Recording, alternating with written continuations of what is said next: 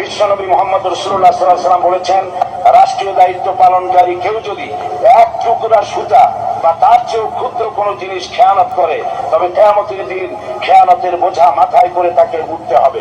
মাননীয় স্পিকার, আল্লাহ রসুল যে সরকার ব্যবস্থা প্রতিষ্ঠা করেছিলেন তা সত্যিকার অর্থে ছিল জনকল্যাণমূলক সরকার।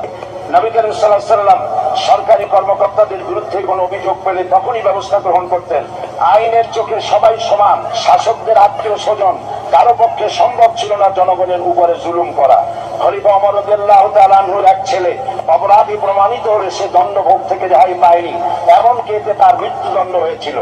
আবার খলিফা নিজেকে আইনের ঊর্ধ্বে মনে করতেন না, তাই বর্ম চুরির ঘটনায় আলী রাদিয়াল্লাহু তাআলা আনহু কাজীর দরবারে সাধারণ ফরিয়াদির মতো উপস্থিত হন।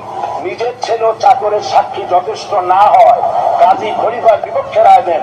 এখানে বিচার বিভাগ ছিল সম্পূর্ণ স্বাধীন এবং শাসন বিভাগের নিকট তার কোনো দায়বদ্ধতা ছিল না। মাথায় আঠার বোঝা বহন করে নিয়ে চললেন আর বলে গেলেন, মানুষ কেন, ফোরাতের কূলে যদি একটি কুকুরও না খেয়ে মারা যায়, তবে এই ওমর রাদিয়াল্লাহু তাআলা আনহুকে কিয়ামতের দিন আল্লাহর দরবারে জবাবদিহি করতে হবে।